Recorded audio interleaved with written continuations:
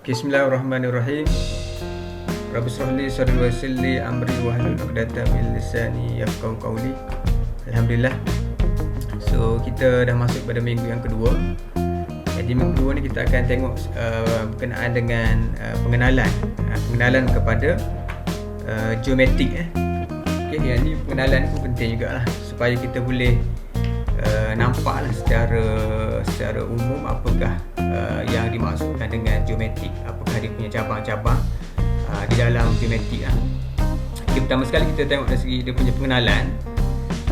Geometrik ni apa dia? Geometrik ni adalah istilah bagi menjelaskan segala bentuk aktiviti manusia dan teknologi yang berkaitan dengan lokasi dan mengenapasi suatu ciri-ciri di atas bumi. Di atas permukaan bumi ni, so dia mesti ada dia punya aktiviti ataupun teknologi ataupun lokasi yang terbentuk di atas muka bumi ni. Jadi itu adalah geometrik. Geo ni apa dia? Geo ni adalah geografi, manakala metrik ni adalah matematik ataupun information. Yang menunjukkan bahawa geometrik menggunakan satu pendekatan keedah dan teknik bagi membangun suatu maklumat merujuk kepada sifat ciri di atas muka bumi. Makna geometrik tu, maknanya geo tu adalah geografi lah, geografi bentuk bumi. Metrik tu maksudnya dari segi matematik ataupun pengukuran ataupun informasi. Itu gabungan di antara dua lah, geo dan juga metrik tu, jadilah geometrik. Sementara kita baca kat sini, sementara itu ukur tanah adalah istilah lama sebelum geometrik yang secara umumnya didefinisikan sebagai satu seni dan pengukuran dalam menentukan kedudukan titik-titik di atas permukaan bumi. Maknanya dulu kita panggil ukur tanah. So sekarang ni dia dah kenali sebagai geometrik. Penggunaan istilah geometrik ini berkait rapat dengan kemajuan teknologi terkini dalam bidang ukur seperti GPS, remote sensing, GIS. Nanti kita akan tengok apakah dia bidang GPS. GPS ni awak tahu kan? Biasa awak guna kalau nak pergi ke suatu tempat awak pakai GPS, kan? GPS ni Global Positioning System. Global Positioning System. So GPS. Remote sensing, kita akan tengoklah apa dia remote sensing nanti dalam pengenalan yang akan ada. GIS ni apa dia? Penggunaan satelit dan teknologi maklumat dalam kerja pengukuran menyebabkan istilah geometrik semakin diguna pakai bagi menggantikan istilah ukur tanah. Sebenarnya skop geometrik ataupun ukur tanah amat luas. Sebenarnya kerja geometrik ni sebenarnya luas lah. Yang kita belajar ni adalah kita fokus kepada ukur kejuruteraan. Sebab kita civil engineering, so kita akan fokus kepada ukur kejuruteraan. So sebenarnya geometrik dia luas lah, yang mana dia merangkumi kajian rupa bentuk bumi, iaitu kita panggil sebagai geodesi, pemetaan muka bumi iaitu topografi, pemetaan dasar laut hidrografi, pembangunan dan pembinaan suatu kawasan ukur kejuruteraan. Yang ini adalah yang kita fokus lah. Ukur kejuruteraan ini adalah yang civil engineering, pelajar civil kena tahulah. Kemudian pengukuran melalui satelit GPS, pengukuran data-data ruang geografi GIS, kemudian remote sensing dan lain-lain. So bidang dia sangat luas lah. Yang sekarang ni kita fokus kepada ukur kejuruteraan. Jadi sebelum tu kita tengok dulu dia punya apakah objektif kerja ukur ni. Apakah tujuan kerja ukur dilaksanakan? Yang pertama adalah untuk menentukan kedudukan relatif bentuk dan saiz sebarang butiran di atas permukaan bumi, iaitu koordinat X dan Y. Mana kedudukan ini adalah kita panggil dia sebagai koordinat lah. Kalau kedudukan mesti dia ada koordinat X dan juga Y, iaitu dua dimensi. X, Y. Kita ada X, Y, so kita akan dapat tahu kedudukan. Kedudukan sesuatu butiran.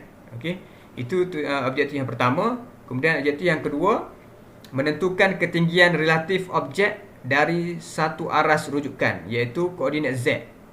Okey, koordinat Z ni adalah menentukan ketinggian relatif daripada satu aras rujukan, iaitu mean sea level. Itu aras laras purata laut.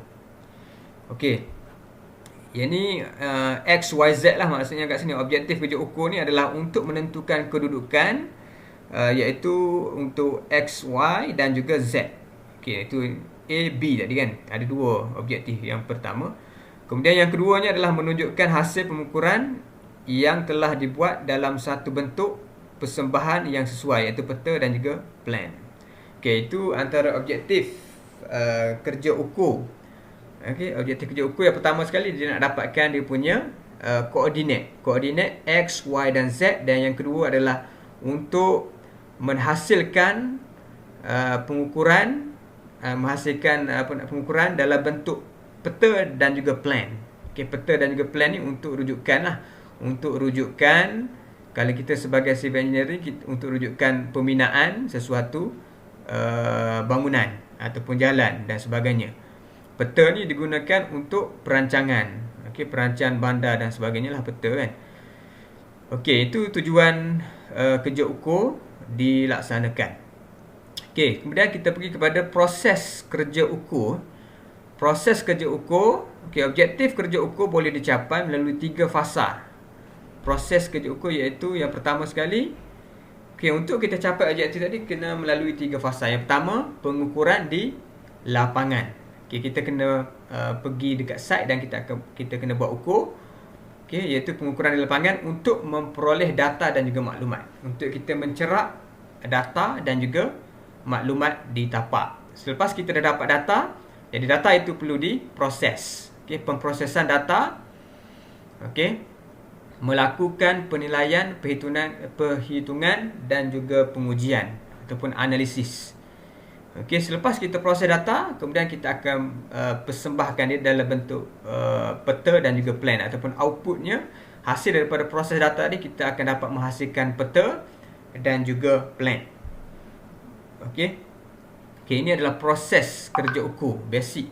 Basic proses kerja ukur dia ada 3. Yang pertama, pengukuran di lapangan. Yang kedua, pemprosesan data. Dan yang ketiga adalah persembahan, dan mana hasilnya kita akan dapat hasilkan peta ataupun plan dan seumpamanya lah. Okey, kita tengok kat sini ini adalah satu proses kerja ukur. Yang tadilah pengukuran di lapangan, pemprosesan data dan analisis. Dekat sini kita akan buat pemilihan skala yang sesuai dengan butiran yang hendak kita persembahkan. Okey, kemudian hasil akhir dia, output dia bergantung kepada kegunaan. Okey, bergantung kepada kegunaan ataupun bergantung kepada kerja yang kita lakukan lah. Okey, kalau sebab ukur ni dia luas tadi kan. Okey, dia ada hidrografi. Okey, hidrografi ni maknanya kita buat pemetaan di dalam air. Di dasar di dalam air, dasar sungai ataupun pantai lah. Okey, hak milik tanah, kadaster. Okey, kalau kerja ukur kadaster ni adalah ukur hak milik tanah. Macam sempadan tanah untuk kita pecah lot tanah dan sebagainya, dekat sinilah hak milik tanah, itu ukur kadaster yang mana dilakukan oleh Jabatan Ukur Negara ataupun juru ukur berlesen. Okey. Okey, untuk ukur kadaster ni kita tak terlibat lah sebagai seorang jurutera awam. Dia tidak terlibat dengan ukur kadaster, yang mana kita kena bagi kepada pihak yang expert lah, iaitu juru ukur Malaysia dan juga ataupun juru ukur berlesen lah. Okey, JUPEM. Okey, pembinaan ukur. Okey, pembinaan. So kat sini ukur pembinaan ni bahagian kita lah sebagai jurutera. So kita kena mengetahui bagaimana untuk kita melakukan ukur kejuruteraan. Okey, terutamanya untuk melakukan setting up kedudukan asas dan sebagainya.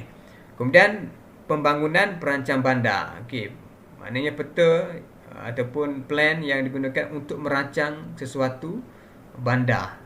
Di suatu bandar tu kita nak rancang lah. Kita nak buat shopping complex dekat mana, apa kesan dia. Kalau kita buat shopping complex dekat situ, apa kesan dia kepada kepada alam sekitar dan penduduk setempat lah. Okey, ini kerja-kerja perancang bandar. Dari segi geografinya kita kena tahu dahulu lah. Sebelum kita merancang, kita kena tahu dahulu bentuk muka bumi di kawasan tu. Okey. Jadi ini bergantung kepada kegunaan data tersebut lah. Okey.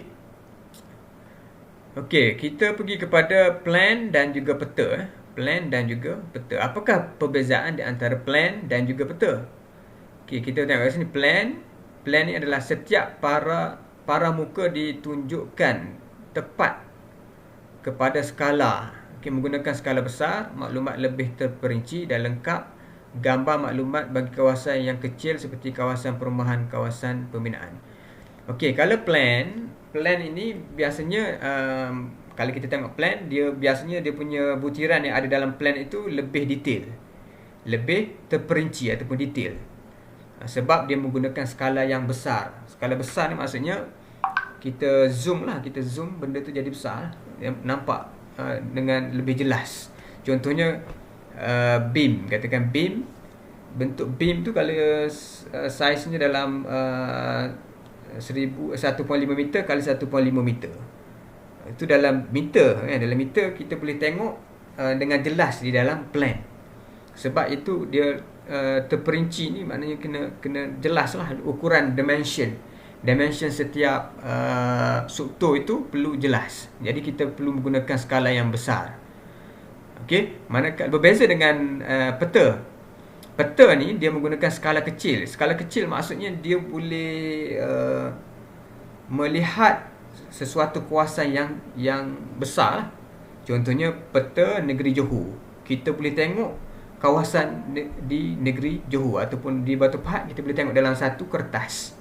Iaitu peta lah. Sebab tu dia menggunakan skala kecil, sebab dia punya butiran yang ada dalam peta itu merangkumi kawasan yang luas. Tetapi dia tidak terperinci. Kalau kita nak ukur jalan tu berapa meter, tak dapat ukur lebar jalan tu, sebab dia peta. Tapi kita hanya boleh ukur dia punya panjang saja. Panjang jalan tu boleh, tapi lebar jalan tak boleh dekat dalam peta. Itu beza. Nampak? Faham tak kat sini? Apa beza peta dan juga plan? Apa maksud yang dimaksudkan dengan skala besar dan juga skala kecil? Skala besar ni maksud kita boleh tengok dengan lebih terperinci size dia tu, dimension dia. Tapi peta ni skala kecil, kita tak dapat tengok dia punya dimension, tetapi kita dapat melihat satu kawasan yang besar seperti peta di Batu Pahat, peta Keluang, peta Paguh. Dia macam map lah. Map tu bahasa Inggeris map lah. Map. Kalau plan dia lebih detail. Maknanya kat sini maklumat lebih, kalau peta ni maklumat lebih umum dan tidak terperinci. Maklumat dia lebih umum, maknanya secara kawasan yang luas lah, dan tidak terperinci. Okay, gambar maklumat bagi kawasan yang besar, luas seperti negeri dan juga negara. Okey, nampak kat situ. Negeri dan juga negara pun kita boleh present di dalam satu kertas, iaitu peta, kita panggil peta lah. Okey. Itu perbezaan di antara plan dan juga peta.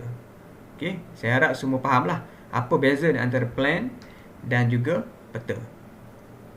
Biasanya plan ini digunakan untuk menggambarkan kawasan pembinaan, kawasan perumahan. Ini dia punya skop dia lah. Okey, dia tidak akan pergi kepada level negeri lah. Kalau negeri ni dah jadi peta lah. Negeri dan juga negara ni kita kategori dia sebagai peta. Okey, kita pergi yang seterusnya. Okey, yang ini apa dia ni? Ini contoh plan. So ini adalah plan. Okey, plan, skala yang digunakan adalah skala besar. So ini nampak, ni ada blok bangunan lah, jalan. So dia akan ada, kita boleh ukur lah berapa lebar bangunan dan juga jalan. So kat sini ada petunjuk. So, ini contoh plan. Okay, skala yang digunakan kalau macam ni 1/100. 1/100 ni adalah skala besar. Okey, ini contoh peta. Okey, ini adalah contoh peta Kampung Raja Kuala Besut. Ini menunjukkan satu kampung. Kita boleh tengok dalam peta lah. Okey, tapi dia maklumat dia secara umum dan tidak detail. Okey, ini adalah peta lah. Ni Kampung Raja, nampak kat sini. Okey. Okey, dia ada petunjuk lah. Okey, petunjuk dia. Ini petunjuk di dalam peta lah.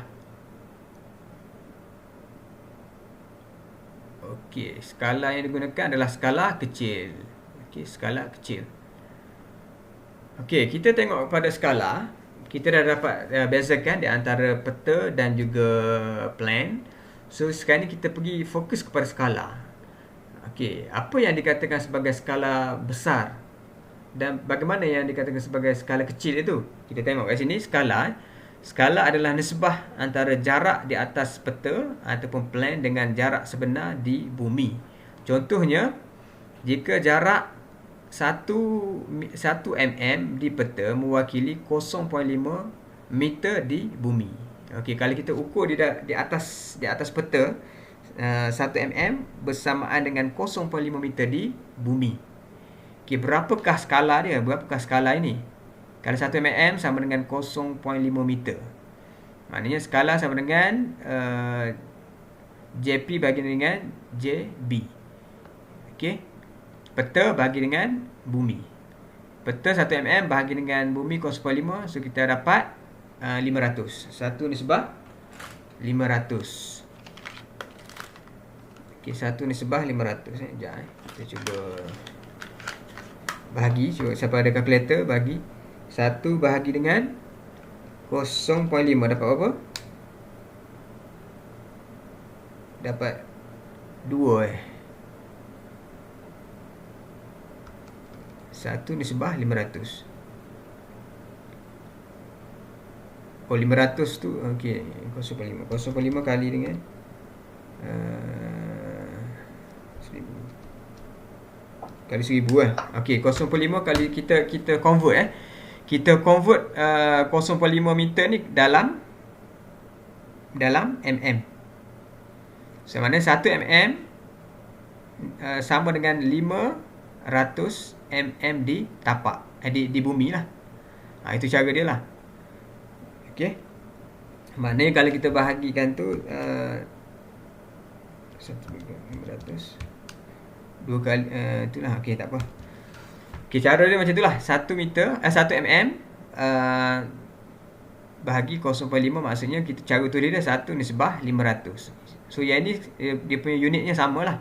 1 mm sama dengan 500 mm di tapak. Kan? 0.5 meter ni kalau kita convert dalam mm berapa?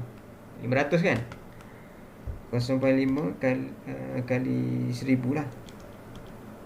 Kali 1000 dapat 500. Betul tak? Okey, ini kita panggil dia sebagai skala besar. Skala kecil 1 nisbah 250,000. Maknanya 1 mm di peta bersamaan dengan 250,000 mm di bumi. Itu. Okey. Okey, jadi sebab tu kita panggil dia sebagai skala kecil. Sebab dia punya kawasan tu kita boleh melihat di kawasan yang luas. Sebab 1 mm dia mewakili 250,000 mm di bumi. Luas kan? Sebab itu kita panggil dia sebagai skala kecil. Ini skala besar. Ini skala besar sebab 1 mm mewakili 500 mm di bumi. Kecil lah. Ini besar lah. So dia maknanya objek tu dia jadi besar. Objek tu akan jadi nampak besar dan detail lah. So kita boleh tengok dia punya dimension. Kalau skala kecil kita tak boleh nampak dia punya, sebab gambar tu kecil. Sebab gambar tu kecil kan. Okey, itu maksud dia kat sini. Faham tak ni? Ada pertanyaan tak kat sini? Tak ada. Betul okey, itu macam tu lah maksudnya Skala besar, skala kecil ni faham kat situ Okey. Okey, peta berskala besar merangkumi kawasan yang kecil. Okey, peta berskala besar merangkumi kawasan yang kecil tetapi lebih lengkap berbanding peta berskala yang sebaliknya. Macam tadilah kan. Skala besar ni dia lebih terperinci Kalau skala kecil ni dia secara umum dan tidak terperinci. Okey, itu adalah skala. Okey, kita dah tahu apa dia plan, apakah dia peta, skala kecil, skala besar tu apa dia. So kita pergi kepada kategori ukur. Kategori ukur ni yang mana dia terbahagi kepada dua kategori. Yang pertama ukur satah. Okey, ukur satah, dan yang kedua adalah ukur geodetik. Okey, ukur satah ni apa dia? Kita tengok sini, anggapan permukaan bumi adalah rata. Okey, satah permukaan rata. Maknanya ukur satah ni dia punya assumption dia assume permukaan bumi ni adalah rata. Itu dia punya konsep untuk ukur satah. Semua hukum trigonometri dianggap sah untuk diguna pakai. Okey, sebab apabila kita anggap bumi ni rata, jadi hukum di dalam trigonometri, matematik yang awak belajar tu kita boleh guna pakai, sebab dia trigo ni dia lurus. Dia tidak mengambil kira lengkung bumi. Okey. Hasil pengukuran boleh diplotkan sebagai unjuran dari keadaan bumi yang rata. So daripada sini kita boleh buat unjuran. Kita boleh buat projection. Okey, boleh buat projection sebab kita anggap bahawa muka bumi ini rata. Dengan adanya teori trigonometri, kita boleh buat unjuran untuk maklumat yang kita kehendaki lah.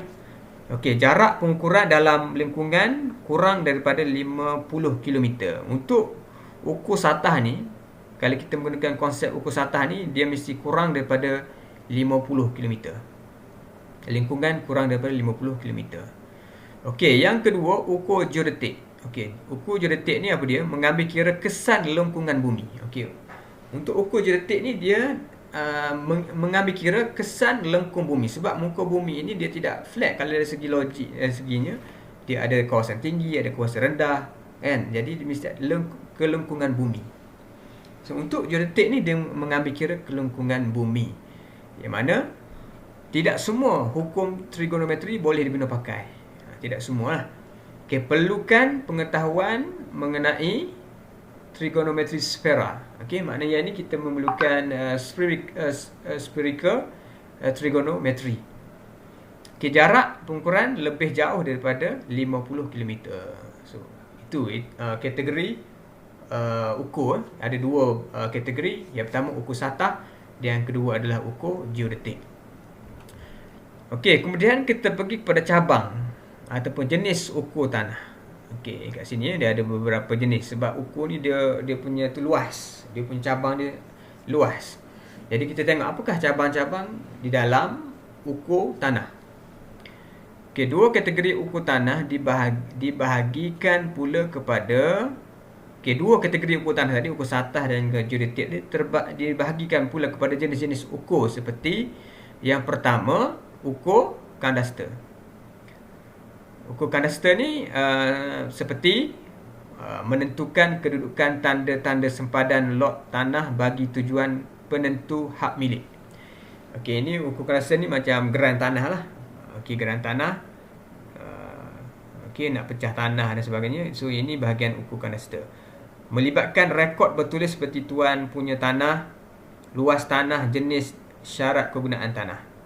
Rekod tersebut disimpan di dalam dokumen hak milik tanah, itu geran. Kita panggil geran tanah lah. Okey, pengukuran mengikut kaedah yang ditetapkan dalam peraturan ukur JUPEM, Juru Ukur dan Pemetaan Malaysia. Okey, hanya Juru Ukur Kerajaan atau JUPEM dan ukur tanah berlesen sahaja yang layak menjalankan kerja ini. Okey, untuk kerja kadaster ni kita sebagai engineer tak boleh lah, tak layak lah. Okey, tak layak untuk menjalankan kerja-kerja ukur kadaster, iaitu kerja-kerja menentukan tanda-tanda sepadan tanah ni ataupun penentu hak milik ni. Yang ni hanya layak adalah JUPEM, okey, Juru Ukur Kerajaan ataupun Juru Ukur berlesen sahaja yang boleh menjalankan kerja-kerja ukur kadaster. Kenapa kita perlu tahu?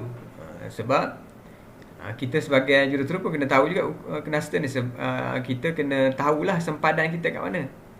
Sempadan tanah kita tu. Kita kena tahulah. Tapi yang buatnya juruukur negara ataupun juruukur Malaysia. Engineer tak boleh buat. Cuma kita kena tahulah kedudukan sempadan tu kat mana. So ini contoh geran tanah. Contoh geran tanah. Dia ada jenis dan nombor hak milik. Ni GM 10364 Negeri Johor, Batu Pahat. Okey, Mukim Seri Gading. Okey, ni kat sini. Dia ada nombor plan, nombor lot, luas lot kat sini dalam hektar. So ini contoh geran tanah. Nombor lot tadi berapa? Nombor lot dia 2178. Adakah tanah kita semua? Tak. Tanah kita adalah ini 2178 saja. Ini tanah kita lah. Yang lain tak. Ini yang lain nak menunjukkan kedudukan tanah kita tu di mana. So ini kita punya tanah lah. Okey. Yang ini tanah orang lain pula ni. 2179 ni tanah orang lain pula. 2180 tanah orang lain pula. Okey. Okey. Yang pertama tadi ukur kadaster, itu ukur kadaster. Yang kedua ukur topografi. Okey, topografi ni apa dia?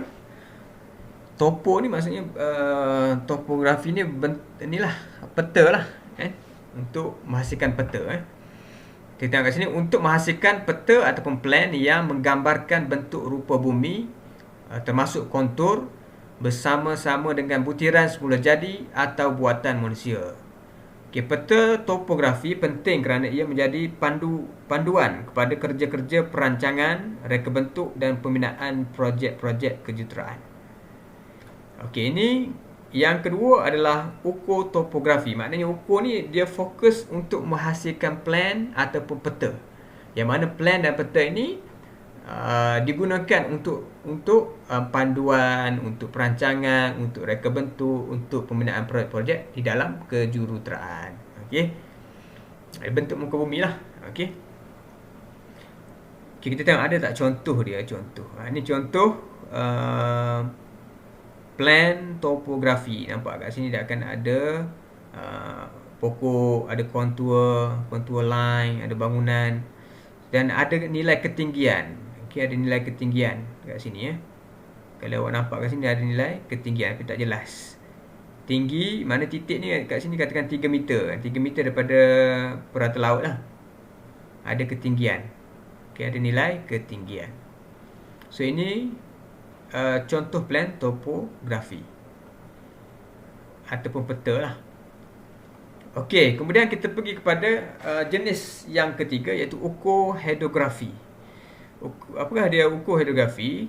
Yang mana dikhaskan kepada kerja-kerja pengukuran bagi tujuan pemetaan dasar air, iaitu di dasar laut, sungai dan tasik. Yang ni kita nak buat pemetaan di dasar laut, di dasar air lah. Untuk ini sebab tu kita panggil dia hidrografi. Kalau topografi permukaan bumi, kalau hidro di dasar air. Apa tujuan dia kan? Okey, pemetaan dasar air bagi laut merangkumi data kedalaman, geologi, pasang surut, arus, ombak dan sifat-sifat fizikal tertentu air laut. Okey, hasil akhir catat atau plan agak sama dengan ukur topografi, tetapi ukur hidrografi memberi gambaran dan maklumat tentang permukaan tanah di bawah air. Dia sama je hasilnya.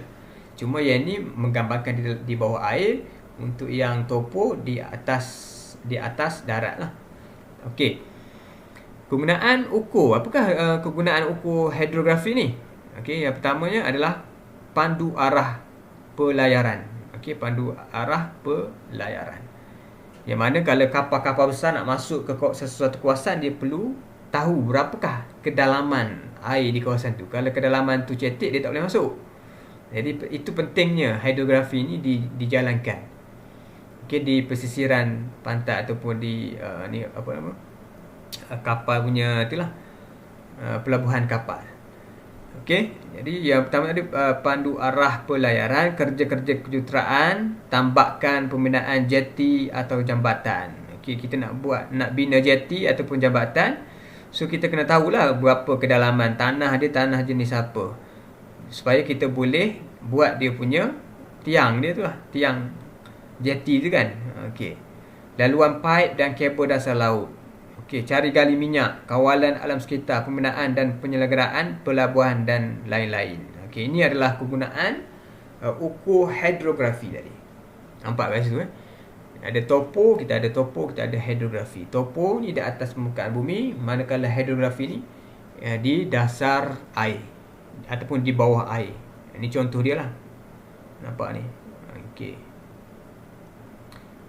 Kemudian kita pergi kepada yang seterusnya, iaitu ukur kejuruteraan. Okey, yang kita fokuskan.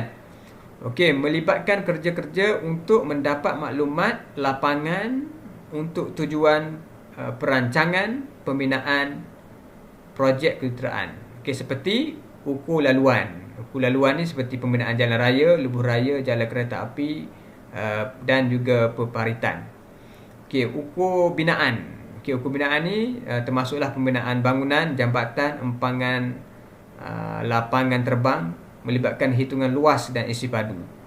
Ukuran pelombongan, membina terowong dan pelombongan. So ini adalah dikategori sebagai ukur kejuruteraan. Okey, ukur industri ni apa pula? Okey, ukur industri teknologi terkini. Okey, ukur yang diperlukan untuk menentukan dengan jitu kedudukan komponen ataupun mesin di dalam kilang bengkel. So dekat industri pun dia menggunakan pengukuran juga supaya kedudukan mesin yang dia nak letak tu kena tepat, kena memerlukan kejituan yang tinggi supaya dia mesin itu boleh beroperasi. Sebab mesin itu memerlukan ketepatan ataupun kejituan yang tinggi lah. Kalau mesin tu kita salah letak, kemungkinan dia punya elemen tu lari dan boleh menyebabkan mesin tu tidak boleh beroperasi. Jadi ada juga setengah-setengah mesin yang memerlukan kejituan dan juga akurasi yang tinggi. Jadi kita memerlukan ukur teknik ukur untuk meletakkan kedudukan mesin tersebut. Okay, yang ini kalau untuk kedudukan mesin ni kita kelaskan ini sebagai ukur industri. Okay, manakala untuk fotogrametri. Okay, fotogrametri ini ukur udara. Okay, ukur udara. Okey, ini biasa kita menggunakan kapal terbang. Kapal terbang untuk snap gambar daripada atas, daripada udara, untuk menghasilkan foto udara, untuk menghasilkan peta. Okey, peta topografi. Okey, kaedah ukur bagi menghasilkan peta dengan menggunakan gambar yang diambil daripada udara atau foto udara. Okay, pemetaan dibuat bagi kawasan yang luas dalam tempoh yang singkat. Antara kegunaan adalah untuk menghasilkan peta topografi. Yang mana kita menggunakan kereta terbang ni, dia kelebihan ini, fotogrametri ni kelebihannya dia cepat. Dalam tempoh yang singkat kita dapat cover kawasan yang luas. Sebab kita pakai kapal terbang untuk snap gambar daripada udara. Okey. Okey, ini adalah fotogrametri. Okey, sekarang ni kita ada fotogrametri berskala kecil. Ya, sekarang ni berskala kecil maknanya kita menggunakan drone. Menggunakan drone untuk snap gambar daripada udara. Berskala kecil maksudnya untuk drone ni dia punya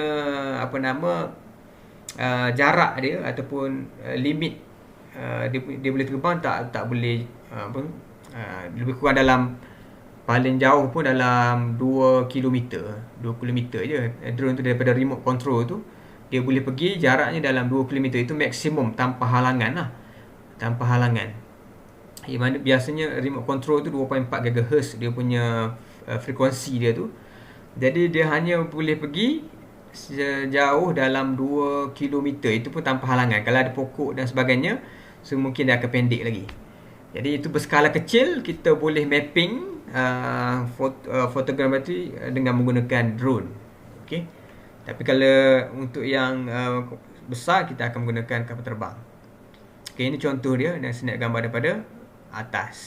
Okey, foto udara. Okey, remote sensing. Kita dah masuk kepada remote sensing. Apa dia remote sensing ni? Okey, remote sensing ni kita tengok sini pengukuran ataupun cerapan imej daripada satelit. Yang mana remote sensing ini imej tadi diambil daripada satelit. Satelit tu dia mencerap image daripada satelit ke bumi. So dia akan dapat image ni daripada satelit lah. Bagi mendapatkan maklumat suatu objek atau kawasan tanpa perlu mendekatinya. Okey, ini menggunakan satelit. Okey, data diproses menggunakan komputer dan presisian pemprosesan image. Antara kegunaannya adalah untuk mengenal pasti sumber seperti jenis tumbuhan, tanah, sumber bahan galian dan sebagainya.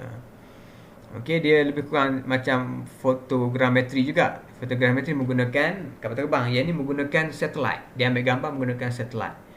So dia punya satelit tu, dia punya kamera dia memang berteknologi tinggi lah, sehingga dia boleh mencerap juga dia punya dari segi gambar tu dalam bentuk 3D. Gambarnya dalam bentuk 3D. Okey, bentuk muka bumi pun dia boleh measure juga menggunakan remote sensing ini. Okey, ini adalah contoh image remote sensing yang diambil daripada satelit. Ini image daripada satelit lah. Ni kalau kita zoom ni, kita boleh nampak dia punya bentuk permukaan bumi, bentuk 3D ya. Okey, GIS. Apakah dia GIS? Sistem maklumat geografi. Okey, GIS ni adalah sistem maklumat geografi. Yang mana GIS ni adalah satu bidang sistem maklumat yang mengintegrasikan data ruang, iaitu peta digital, dan data atribut dari DBMS, okay, contohnya SS, untuk melakukan analisis tertentu menggunakan presisian GIS, okay, ArcView ataupun MapInfo. Okay, kaitan dengan ukur adalah dari segi penyediaan data ruang, peta dan plan dalam bentuk digital. Okay, GIS ni adalah sistem maklumat geografi, yang mana sistem maklumat ni dia mengumpulkan data-data daripada ukur yang lain, daripada ukur kejuruteraan, daripada topografi dan sebagainya. So dia akan masukkan dalam satu sistem, iaitu GIS. So dalam sistem inilah, so dia akan daripada sistem itu kita boleh memasukkan maklumat-maklumat penting bagi kawasan tersebut. So dengan cara ini, data tadi secara sistematik kita boleh recall balik dan kita boleh buat analisis daripada GIS ini, data yang telah disimpan di dalam GIS. Di mana GIS ni data apa? Data geografi. Okey, data geografi di suatu kawasan tersebut. Itu adalah GIS. Okey, integrasi data spesial dan data atribut di dalam GIS. Okey, yang seterusnya iaitu Global Positioning System ataupun GPS. GPS ni biasa guna ni. Kalau zaman saya dulu, saya tak tahu apa benda GPS ni. Tapi sekarang ni semua orang dah tahu GPS ni kan. Okey, GPS ni biasa guna untuk nak pergi ke suatu kawasan kan. Kita pakai GPS lah untuk send location. Send location tu sebenarnya menggunakan GPS. GPS ni dia ada koordinat. Okey, yang dihasilkan daripada satelit. Satelit tu dia, daripada satelit tu kita boleh dapatkan koordinat sesuatu kawasan. Okay, Global Positioning System, GPS, atau sistem penentu dudukan sejagat. Okey, adalah satu sistem yang menggunakan satelit untuk menentukan kedudukan di atas bumi. Okey, penggunaan GPS merupakan revolusi dalam bidang geometrik dan ianya menyumbang kepada kerja ukur seperti ukur kejuruteraan, fotogrametri, GIS, hidrografi dan lain-lain. GPS juga boleh digunakan untuk kegunaan awam seperti memburu, memancing, navigasi kenderaan. So inilah GPS dekat satelit ni. Satelit dia, so untuk GPS ni dia ada X, Y, Z, T. Okey, 4 dia punya datanya 4 Okey, alat penerima GPS ini bentuk dia macam ni. Okay. The Global Positioning System. Okay, measure of could face river time from at least 4 satellite are used to estimate for quantities position in 3 dimension. Okay, X, Y, Z dan T ni adalah GPS time. Okay, T yang belakang ni adalah GPS time. Untuk GPS ini, dia punya accuracy dia untuk kita menentukan sesuatu position butiran di atas muka bumi ni, paling minimum dia memerlukan berapa kat situ? 4 satellite ya. Estimate 4 quantities. Maknanya kat sini dia kena ada 4 satellite untuk menentukan kedudukan sesuatu titik itu. Barulah position itu boleh diterima pakai. Maknanya dia ni tepatlah dia punya tu. Dia punya datanya ataupun koordinatnya lebih tepat sebab paling minimum kena ada 4 satellite untuk memberi menyumbang untuk menghasilkan position iaitu X, Y dan Z. Okey. Ada 4, 1 2 3 4.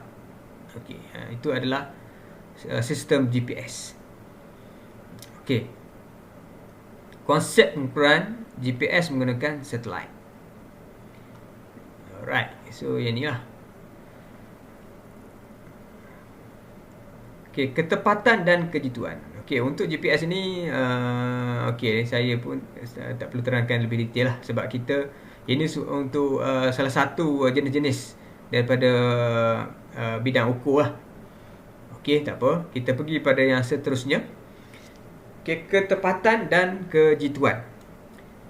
Okey, apa yang dimaksudkan dengan ketepatan dan juga kejituan? Okey, tepat dan jitu. Tepat dan jitu. Nanti kita akan tengok apakah dia tepat, apakah dia jitu. Okey, setiap kerja ukur mempunyai ketepatan tertentu supaya keputusan yang diperolehi digunakan dengan penuh keyakinan. Okey, ketepatan mutlak tidak akan diperoleh jika berlaku. Okey, ketepatan itu tidak akan berlaku sekiranya benda ni berlaku. Kita tengok.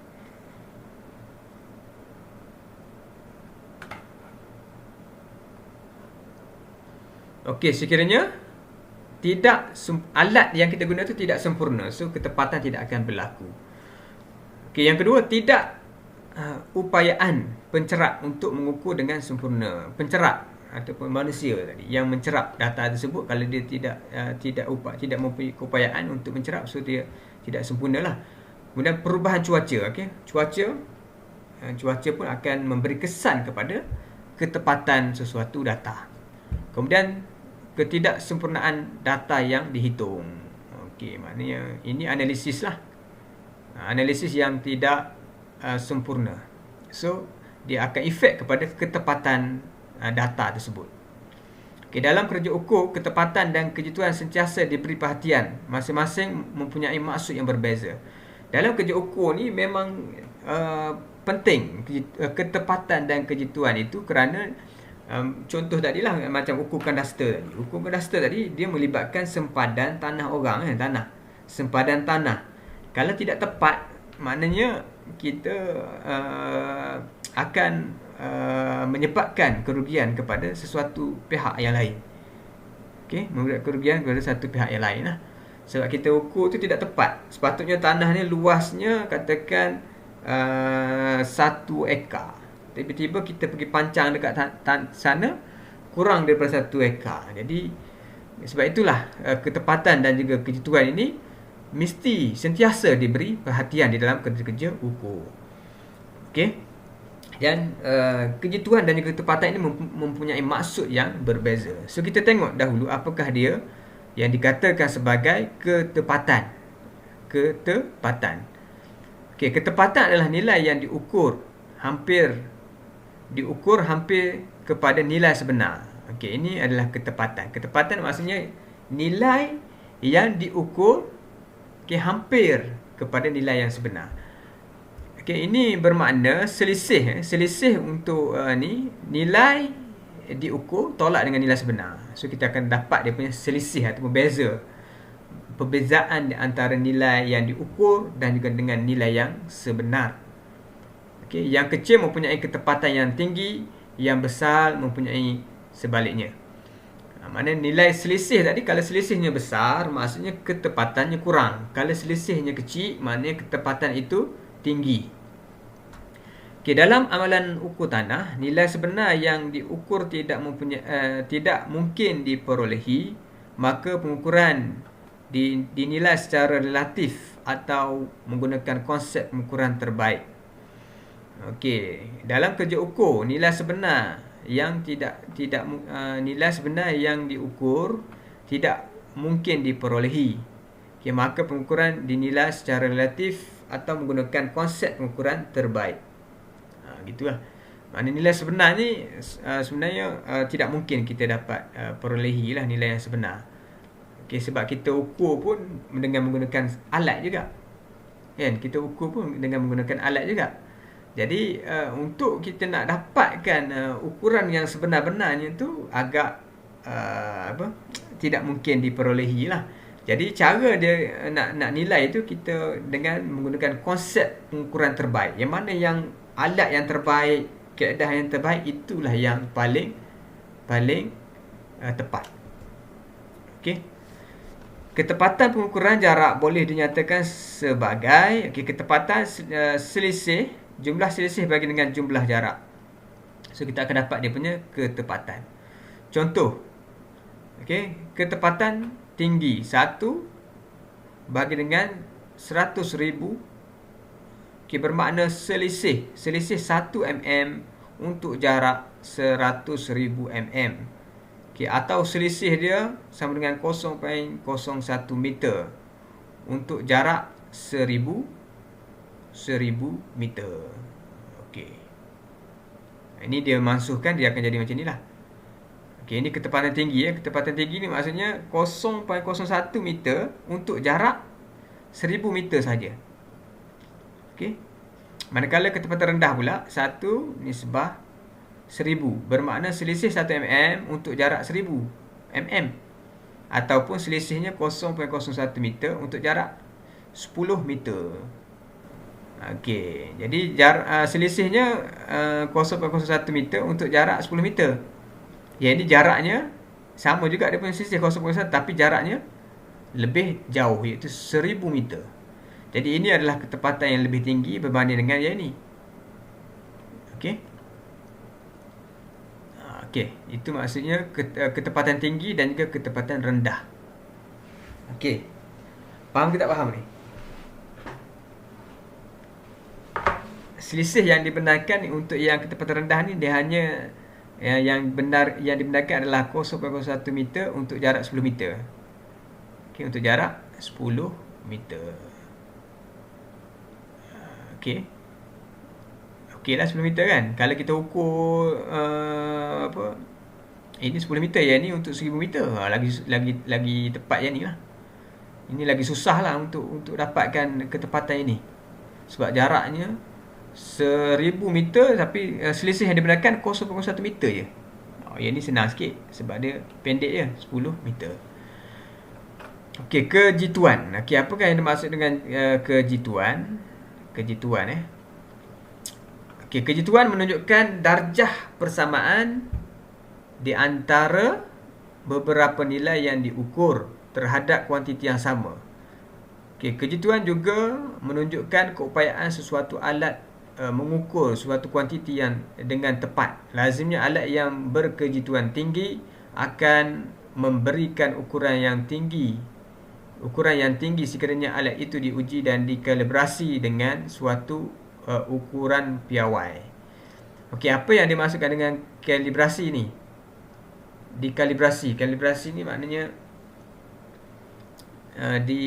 dibetulkan lah. Alat tu dibetulkan dengan satu alat dengan satu ukuran piawai.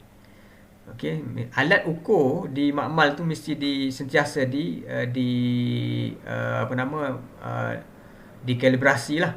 Dibetulkan dia punya alat tu mesti dilakukan maintenance supaya nilai yang apabila kita guna alat tu, nilai tu mempunyai ketepatan dan juga kejituan yang tinggi. Perlu dikalibrasi lah. Kadang-kadang kita dah guna banyak kali, jadi alat tu dia punya bacaannya akan efek, bacaannya akan lari lah. So itulah alat tu setiap tahun perlu dikalibrasi. Tak apa, kita tengok contoh yang pertama. Contoh pertama, Alat theodolite adalah lebih jitu daripada alat kompas kerana kejituan bacaan pada theodolite adalah 10 saat berbanding dengan kejituan bacaan alat kompas 15 saat. Alat theodolite ni lebih jitulah sebab dia punya kejituan dia lebih tinggi berbanding dengan kompas. Kompas 15. Yang ni 10. Bacaan theodolite 10. Kejituan dia 10 saat. Dia punya lebih kecil dia punya ni lagi tinggi dia punya kejituan. Lebih kecil dia punya selisihnya, lebih kecil selisih, lebih tinggi dia punya kejituan. Macam kompas ni selisihnya besar 15. So, yang ni 10. Kan, selisih 10, maknanya lagi kecil selisih, lagi besar lah kejituan sesuatu alat tersebut. Contoh yang kedua, jarak. Jika jarak antara dua pancang jajar ialah 30 meter. Jarak sebenar. Jika diukur dengan pita ukur sebanyak 5 kali berturut-turut, akan mendapat nilai 29.68, 29.74, 29.88, 29.72 dan 29.78. Kita ukur menggunakan pita ukur sebanyak 5 kali. Bacaannya berbeza-beza. Jarak sebenar 30. Bila kita ukur dengan pita ukur dengan katakan 5 orang lah. Orang pertama ukur dapat 29.68. Orang kedua ukur 29.74. Orang ketiga 29.88. Nilai yang diukur kita ada 5 bacaan yang diukur oleh 5 orang. So, bacaannya berbeza-beza. Nilai yang diukur tersebut adalah tepat dan jitu kerana setiap ukuran menghampiri nilai sebenar. Data yang kita dapat ni dipanggil, data ni dikategori sebagai data yang adalah tepat dan jitu. Sebab apa? Sebab dia menghampiri dengan nilai sebenar. 29, tak ada yang 28 kan? So, ini adalah data yang dikatakan sebagai tepat dan jitu. Jika menggunakan pita ukur yang lain, pengukuran dilakukan sebanyak 5 kali berturut-turut akan mendapat nilai. Tadi menggunakan pita ukur lain, so kita ambil pita ukur lain, kita ukur pula. Ukur, so dapat nilai ini 27.23, 27.25, 27.22, 27.24, 27.23. Jarak sebenar 30. Apakah nilai yang diukur tersebut adalah apa? Yang ni kategori sebagai jitu. Jitu tetapi tidak tepat kerana selisih yang besar daripada nilai sebenar. Sebab itu tadi kalau selisih besar, maksudnya dia punya ketepatannya kurang. Kalau selisih kecil, dia punya ketepatannya lebih tinggi. Tetapi ini jitu. Kenapa jitu? Sebab dia punya nilainya konsisten. Nilai yang kita cerap tu konsisten 27.23, 27.25. Tetapi tidak tepat. Jitu tetapi tidak tepat. Berikut nota untuk tepat tetapi tidak jitu. Kat sini kita boleh faham. Kejituan tinggi tidak semestinya memberi ketepatan yang tinggi dan sebaliknya. Kejituan tinggi tidak semestinya memberi ketepatan yang tinggi dan sebaliknya. Kita kat sini. Ni data, nampak ni data yang titik-titik ni. Yang titik-titik ni datanya dekat sini, sebelah sini. Dia macam konsisten sebelah sini semua. Ini datanya kita panggil jitu tetapi tidak tepat. Sebab tepat di tengah-tengah ni. Yang ini tepat tetapi tidak jitu. Dia tepat tapi tidak jitu sebab dia ada dua kawasan. Kawasan tengah dengan kawasan luar ni. Yang tepat dan jitu adalah yang ini. Yang tengah-tengah semua. Bacaan semua menghampiri nilai yang sebenar. Ini kita panggil tepat dan juga jitu. Faham faham tak faham? Faham tuan. Faham Alright. Semua dah masuk kan ni? Boleh lagi tak? Kau dah ngantuk lah? Boleh lagi Boleh. kita pergi pada ni, kawalan dalam kerja ukur. Kawalan dalam kerja ukur. Ingat tak lagi yang saya briefnya itu? Dalam kerja ukur ni, antara CLO dalam subjek ni, yang pertamanya adalah pelajar boleh memahami berkenaan dengan horizontal control dan juga vertical control. Okey, ini adalah kawalan dalam kerja ukur, iaitu horizontal control dan juga vertical control, iaitu kawalan ufuk dan juga kawalan tegak. Okey, kita tengok kat sini dulu, kita baca dulu kat sini atas ni. Okey, pada asasnya maklumat ukur berbentuk 3 dimensi. Pada asas maklumat ukur ni dia berbentuk 3D, iaitu X, Y dan juga Z. Untuk suatu projek, iaitu maklumat planimetri ataupun plan 2D dan maklumat ketinggian 1D. Okay, secara praktik selalunya ukur kawalan dipecahkan kepada kawalan ufuk dan iaitu pengukuran linear atau jarak dan sudut, dan kawalan tegak iaitu penentuan ketinggian. Jadi untuk yang ni sebenarnya kerja ukur ni dia berbentuk 3D sebenarnya ukur ni. Tetapi untuk memudahkan kerja-kerja ukur, dia pecahkan kepada 2 kawalan, iaitu kawalan ufuk dan juga kawalan tegak ataupun horizontal control dan juga vertical control. Pecah kepada 2 untuk memudahkan kerja-kerja ukur ini dilaksanakan. Iaitu kita pecah pada 2 tadi, kawalan ufuk iaitu 2 dimensi, iaitu X, Y. Okey. Untuk 2D ni nilai X dan juga Y, iaitu ukur apa yang terlibat, iaitu ukur terabas, ukur kompas dan juga ukur theodolite dan lain-lain. Manakala untuk kawalan tegak, iaitu 1 dimensi, iaitu yang ni tegak ni ketinggian, beza tinggi, ukur beza tinggi, iaitu ukur aras ataupun leveling. Okey. So kita pecah pada 2 untuk kawalan dalam ukur ni, kita pecah pada 2 kawalan, iaitu kawalan ufuk dan juga kawalan tegak. Okey, so kita pergi lagi. Pengukuran dalam ukur meliputi, yang pertama pengukuran jarak. Okey, linear. Pengukuran sudut, gabungan pengukuran jarak dan sudut. Okey, dalam kerja ukur, apa benda yang kita ukur? Ukur ni kan, kita ukur apa dalam kerja ukur ni? Okey, kita ukur apa? Kita ukur iaitu jarak. Jarak kita ukur, sudut pun kita ukur, dan juga kedua-dua, gabungan di antara jarak dan juga sudut. Ini dalam kerja ukur lah yang biasa kita ukur. Okey. Okey, ukur ni awak pernah tengok kan? Macam mana orang ukur buat ni, yang pakai teropong tu kat tepi jalan kan? Kat tepi jalan kalau awak perasan ada orang tengah teropong kan? Seorang pegang pancang, seorang tengah teropong. Itu ukur lah. Apa benda yang dia ukur? Dia ukur jarak. Jarak, kemudian dia akan ukur sudut dan juga gabungan di antara jarak dan juga sudut. Okay, itu benda yang kita ukur lah dalam kerja ukur ni. Okay, terdapat 5 jenis pengukuran, iaitu kat sini. Kita tengok ni apa benda yang kita ukur. Jarak ufuk. Jarak ufuk OA. Ini yang kita ukur. Daripada sini O ke A. Ni jarak ufuk lah kita panggil. Horizontal lah. Okay, jarak cerun OD. Ni jarak cerun. Sebab apa? Sebab dia ada sudut. Ini jarak cerun. Okay, jarak tegak atau ketinggian AD. A ke D ni tinggi, ketinggian. Ini jarak tegak. Okey, sudut. Okey, sudut ufuk. AOB. AOB ini sudut. Kita ukur sudut ini. Kemudian ini kita panggil sudut ufuk, horizontal bearing. Horizontal apa? Sudut apa? Okey, horizontal bearing lah. Okey, yang seterusnya sudut tegak. Sudut tegak AOD. Ini adalah vertical bearing. Okey.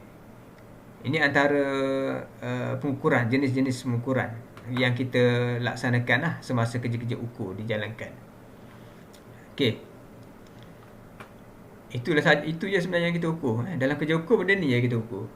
Kita ukur apa? Ketinggian, kita ukur sudut, jarak dan juga sudut. Jarak ni terbagi berdua, jarak horizontal dan juga vertikal.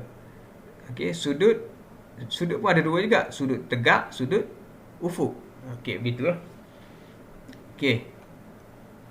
Kaedah pengukuran jarak. Okey, macam mana kaedah pengukuran jarak ni yang biasa kita gunakan? Alat apa yang kita gunakan untuk mengukur jarak? dalam kerja ukur. Okey, terdapat dua kaedah mengukur jarak. Yang pertama, pengukuran jarak secara langsung, direct measurement. Direct measurement antara alat yang digunakan adalah langkah. Okey, guna langkah saja. Langkah, step lah, step kita langkah kan. Satu langkah kita, katakan satu langkah kita tu mewakili 0.5 meter. So kita langkah, katakan ada 20 langkah, 20 kalilah 0.5, dapatlah jarak. Itu menggunakan langkah. Ataupun kita menggunakan odometer, ataupun kita menggunakan pita ukur, ataupun kita menggunakan rantai ukur. Kalau zaman dulu kita pakai rantai lah, rantai kita tarik rantai. So rantai tu dia ada nilai panjang dia lah. So kita akan dapat mengetahuilah jarak sesuatu kawasan. Okey, pengukuran jarak secara tidak langsung, indirect. Ini secara direct lah, direct sama sini kan. Secara tidak langsung dengan menggunakan kaedah optik ataupun tachymetry, ataupun menggunakan kaedah elektronik iaitu EDM ataupun total station. Okey, yang ni indirect ni kita dah menggunakan teknologi lah, iaitu kita menggunakan alat optik. Okey, alat optik.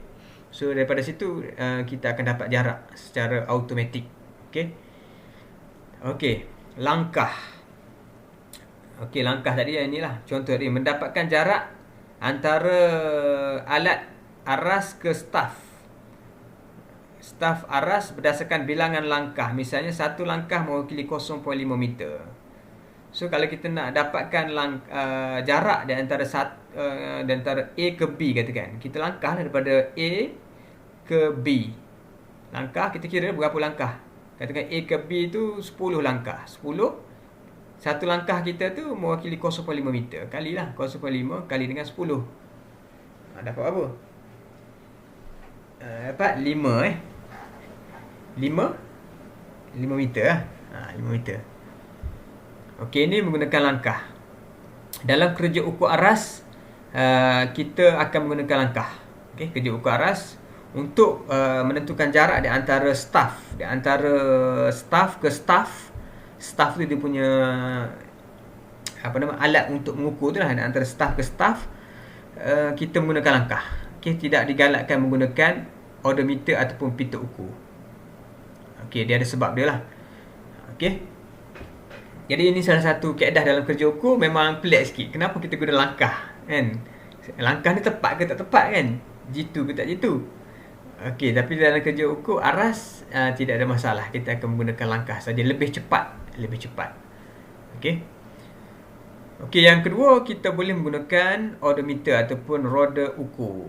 Okey, roda ukur ni kita ni pernah tengok kan, kita tolak aja kita akan dapat dia punya jarak daripada A ke B contohnya. Okey, kemudian pita ukur. Okey, pita ukur. Okey, jarak diperoleh terus daripada bacaan senggatan pita. Alatnya murah, ringan, mudah digunakan dan diselenggara. Ya, okey, di repair lah. Panjang pita adalah terhad. Biasanya pita ukur ni panjangnya, kalau kita beli kat kedai ada yang 20 meter, 30 meter dan ataupun 50 meter. Maksimum dia punya panjang. Okey, ia sesuai bagi pengukuran jarak yang pendek. Okey, jenis-jenis pita ialah, okey, jenis pita ni dia ada rantai jurutera, rantai gata, pita ukur, rantai keluli. Okey, sudah tidak digunakan lagi. Okey, rantai ni kita dah tak guna dah sekarang ni. Kita dah guna tu kan, pita ukur dan juga rantai keluli ni kita pakai lah. Dua ni kita dah tak pakai lagi dah. Okey, sebab teknologi yang sekarang ni lebih ni canggih, so kita tak pakai rantai lagi. Okey, pita ukur paling popular, pita ukur yang paling popular lah dalam kerja kejuruteraan. Okey, ketepatan pengukuran lebih kurang 1/500. Okey, rantai keluli digunakan dalam kerja ukur kawalan, contohnya terabas theodolite. Okey, kegunaan masih ada tetapi sudah berkurang kerana diganti dengan peralatan canggih seperti EDM dan juga total station. So ukur rantai ni kita dah tak pakai dah, sebab kita dah ada alat yang lebih canggih iaitu EDM dan juga total station. Ini contoh rantai lah. Ini adalah pita ukur rantai yang digunakan untuk mengukur jarak. So yang ni yang paling famous, kita pakai pita ukur ni lah. Pita ukur ni yang paling famous di dalam kerja-kerja kejuruteraan. Okey, kaedah optik. Kaedah optik ni adalah pengukuran jarak secara tidak langsung. Okey, indirect measurement. Okey, kaedah optik. Ini adalah di bawah tajuk pengukuran apa tadi? Pengukuran jarak. Okey, iaitu pengukuran jarak ni terbagi kepada dua, iaitu direct measurement dan juga indirect measurement. Untuk direct measurement kita menggunakan langkah, kita menggunakan pita ukur. Manakala untuk indirect measurement kita menggunakan alat optik, alat optik dan juga ADM ataupun total station. Kita tengok alat optik macam mana konsep yang digunakan untuk menentukan jarak. Okey, kaedah optik, konsep yang digunakan untuk menentukan jarak. Okey, jadi kita tengok kat sini. Pengukuran jarak dijalankan dengan menggunakan alat optik seperti theodolite. Alat theodolite ni adalah alat optik. Alat optik, alat aras bersama dengan staf bersenggat dengan jarak. Dengan cara ini jarak perlu dihitung daripada cerapan sudut bacaan stadia dan dengan menggunakan rumusan yang tertentu berdasarkan prinsip kaedah tachymetry. Kaedah ini hanya sesuai bagi pengukuran jarak yang pendek kerana jarak pandangan melalui alat optik adalah terhad, iaitu kurang daripada 50 meter. Alat optik tadi dia tak boleh tengok jauh. Dia tak boleh teropong. Alat optik ni macam teropong lah. Teropong, kita teropong. Dia tidak boleh, alat ini dia tak boleh lebih daripada 50 meter. Kalau lebih 50 meter dah tak nampak. Kita tak nampak dia punya senggatan stadia tadi. Ini teropong. Okay, ini teropong. Yang ni dia punya stadia, staff ni dia macam pembaris je. Dia ada senggatan. Senggatan ni untuk ukur ketinggian daripada bawah ke atas. Okey. Jadi dengan menggunakan teropong, kita tengok kat sini, kita ambil bacaan tengah, atas, bawah. Ambil bacaan ketinggian dekat staff. Ini kita panggil staff ataupun stadia. Okey. Tapi teropong ini kelemahannya tak boleh lebih daripada 50 meter. Kalau kurang baru bacaan yang lebih tepat. Okey, dan yang tidak memerlukan ketepatan yang tinggi. Okey, jadi untuk kita nak ukur jarak dengan kaedah optik ini, kita kena tengok kategori kerja. Kalau kerja yang tidak memerlukan ketepatan tinggi, kita boleh menggunakan kaedah optik. Kalau kerja tu nak menggunakan ketepatan yang tinggi, kita kena guna kaedah yang lain, iaitu kaedah alat total station ataupun alat yang lebih canggih. Okey, kaedah ini paling sesuai dijalankan apabila jarak ufuk dan jarak tegak, yakni beza tinggi diperlukan serentak. Okey, konsep pengukuran ditunjukkan dalam rajah ni. Kita tengok macam mana dengan menggunakan alat optik, alat teropong ini, kita boleh dapat jarak. Okey, kita teropong tetapi kita boleh kira jarak, iaitu jaraknya H ni, jarak ni. Jarak H ni kita nak kira. Daripada teropong kita letak kita nak kira jarak daripada A ke B secara horizontal, bukan jarak cerun.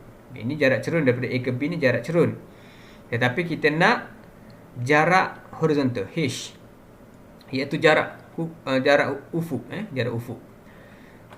Okey, jadi kita letak stadia kat sini di titik B dan teropong di titik A. So kita akan cerap stadia S. S ni adalah stadia, bacaan stadia. Kita cerap. Okey, kita cerap ini.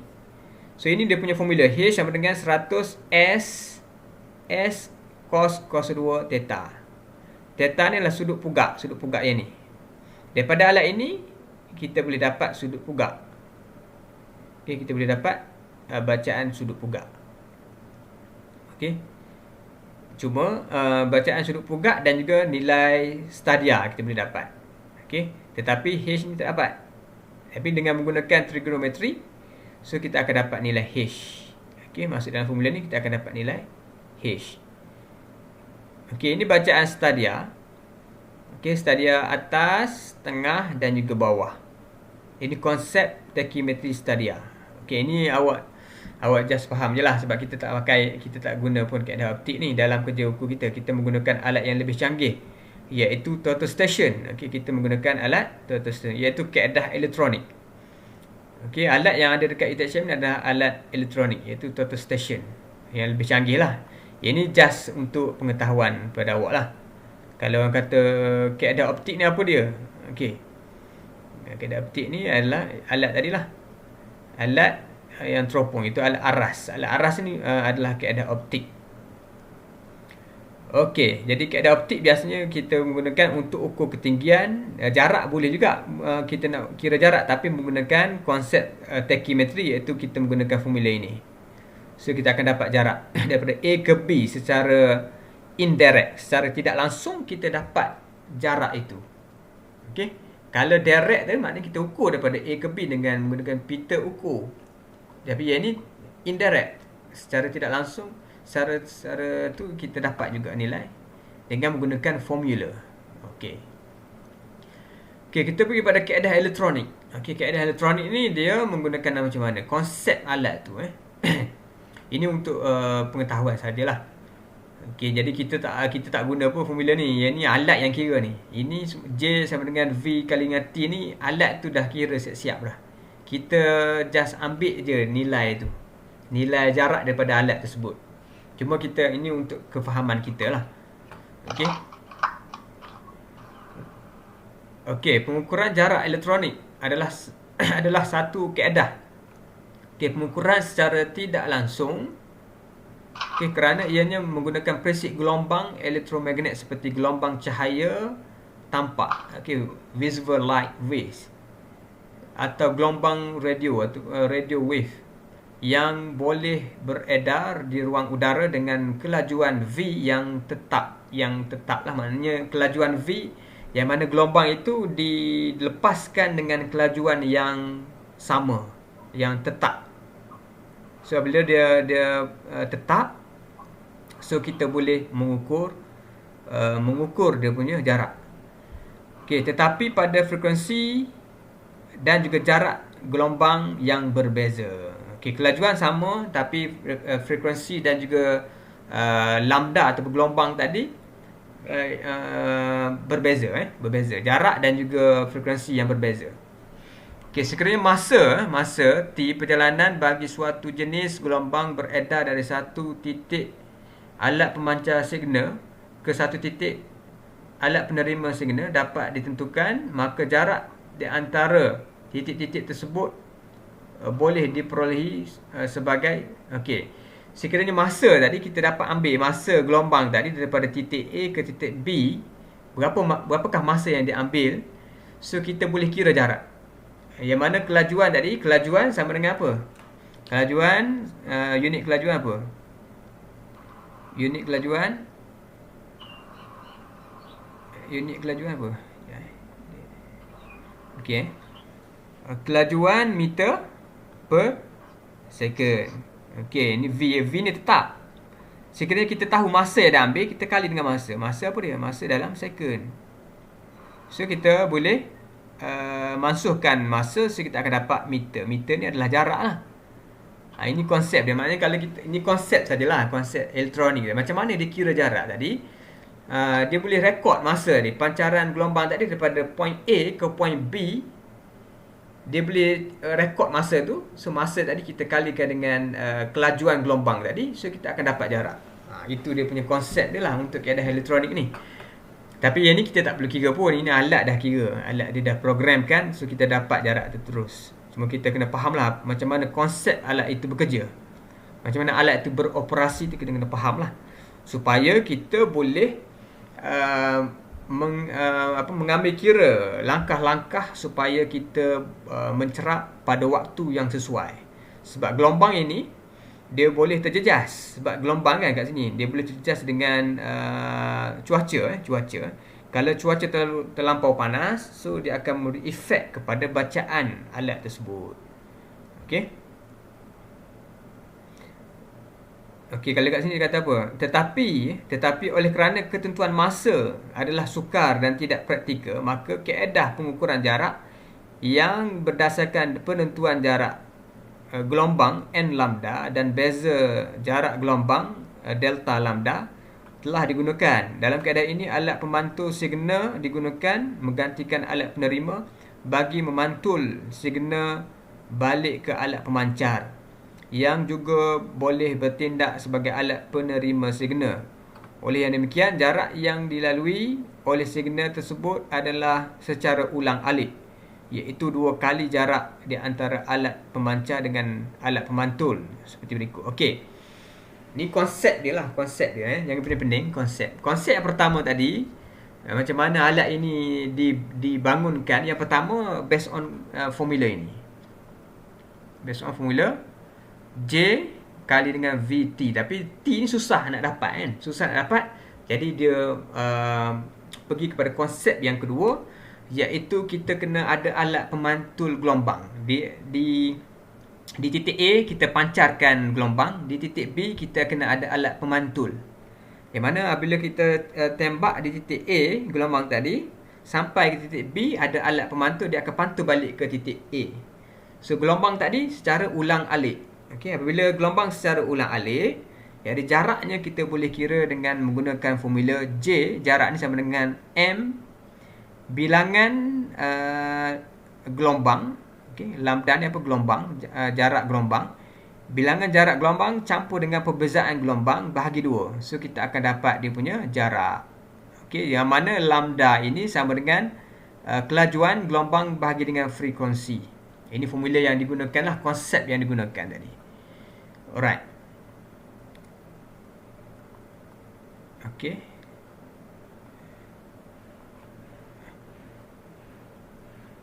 Okey, kita pergi kepada seterusnya. Inilah tadi, yang tadi ya. Jarak AB, jarak A, B, macam mana dia boleh dapat jarak itu dengan menggunakan alat pemantul ini. Ini pemancar, kita pergi ke daripada pemancar kita tembak kena ke pemantul, so dia patah balik. So gelombang ini dia ulang-alik lah, ulang-alik. Jadi lambda yang pertama kita kena kira berapakah dia punya jarak gelombang tadi. Ini satu gelombang. 2 3 4 5 6 7 8. So 8 kali dengan jarak dia. Jarak daripada sini ke sini berapa? Campur dengan perbezaan lambda. Okey, perbezaan lambda bahagi 2. Okey. So kita akan dapat jarak. Yang ni, benda ni alat yang kira, kita tak kira lah. Ini memang kita dapat bacaan terus. Ini alat bekerja lah. Macam mana konsep alat itu bekerja.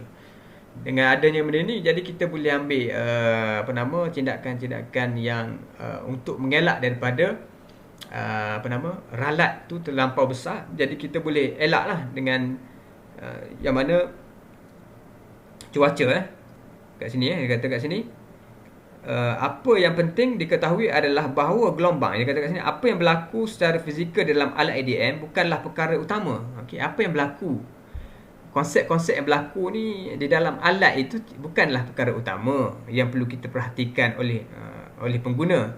Tetapi yang penting sekali ialah apa yang penting diketahui adalah bahawa gelombang bunyi atau cahaya boleh terhalang. Gelombang ni boleh terhalang ataupun terpesong dan terpengaruh oleh keadaan cuaca dan persekitaran kawasan. Jadi apabila kita tahu tu, jadi kita bolehlah elak daripada berlakunya ralat yang besar. Okey, pancaran gelombang yang dijana oleh alat ADM mesti dibalikkan semula dengan tepat ke arah alat. Okey. Prisma pembalikan digunakan untuk tujuan ini. Biasanya untuk pantulkan gelombang tadi kita menggunakan prisma. Alat prisma dia panggil. Prisma ni alat pemantul gelombang tadi lah. Okay, biasanya prisma boleh terdiri daripada 1 atau 3 ataupun 9. Okay, prisma tunggal digunakan untuk jarak dekat dan berbilang prisma untuk jarak jauh. Okay, bergantung kepada jenis alat bacaan yang boleh diperoleh daripada alat ADM. Okay. Daripada alat ADM, kita boleh mendapatkan jarak cerun, jarak ufuk dan juga jarak tegak. Nampak? Kat sini alat yang canggih ni, kita dapat terus tiga-tiga ni. Iaitu jarak apa? Jarak, ni kat sini kita tengok. Okey, dengan menggunakan alat ADM kita boleh dapat jarak apa ni? Jarak cerun. Ni jarak cerun lah. Jarak cerun, jarak tegak dan juga jarak horizontal. Dengan secara indirect measurement. So ini adalah alat apa nama? Elektronik. Okey.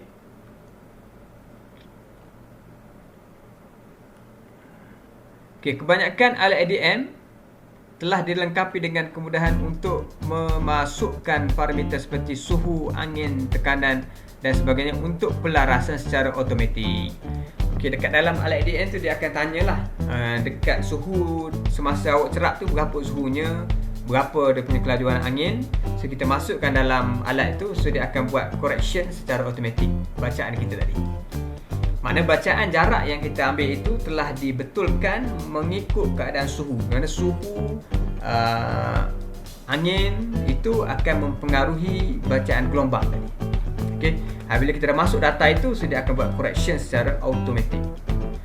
Okey, alat total session merupakan gabungan alat ADM dan theodolite. Okey, teknologi terkini membolehkan alat ini menyimpan semua data pengukuran jarak cerun, jarak ufuk, bezel tinggi, bearing, kod dan sebagainya di dalam ingatannya. Data-data ini boleh dipindah ke komputer untuk pemprosesan lanjut. Jadi alat ADM ini dia boleh rekod bacaan tu, dia boleh rekod dan simpan di dalam dia punya memori. Dia punya memori, alat tu dia ada memori dia. So kita just pergi tanpa kita cerap je, cerap. So dia akan simpan di dalam dia punya memori. So kita akan pergi kat lab, so kita akan transfer data tu ke dalam komputer. Tidak perlu rekod dekat kertas lah. Okey, tapi kalau untuk pelajar kita suruh rekod lah. Kita suruh catat kat kertas. Okey, nanti awak dah expert nanti baru kita akan guna memori tu lah, teknik komputer tu. Tapi untuk tujuan pembelajaran biasanya pelajar-pelajar kita akan ada worksheet, dia akan tulis di atas kertas lah untuk rekod bacaan ukur. Sebenarnya dia boleh rekod je sebenarnya, tapi sebab untuk tujuan pembelajaran supaya awak lebih faham, so awak kena catat secara manual. Okey, bagi mendapatkan ketepatan dan yang baik, alat ADM jarak dekat kurang 5 km menggunakan gelombang yang lebih pendek diulat inframerah, manakala bagi jarak jauh lebih daripada 50 km menggunakan gelombang lebih panjang, iaitu gelombang micro. Okey, ketepatan pengukuran jarak oleh EDM biasanya diberikan dalam bentuk ketepatan dia plus minus lah, plus minus 3 mm ataupun 3 ppm. Ini memberi makna bahawa ketepatan adalah 3 mm plus 3 part per million pada jarak yang diukur. Contoh, jika jarak garisan hendak diukur adalah 1 juta mm, ketepatan jarak dengan ADM adalah dalam lingkungan plus minus 6 mm daripada jarak sebenar, itu 1 juta mm. So itu adalah alat ADM. Alat ADM, alat total session ni kita di UTHM memang kita ada lah, yang mana memang awak guna alat tu lah untuk membuat pengukuran jarak dan juga bearing. Okey, Assalamualaikum warahmatullahi wabarakatuh.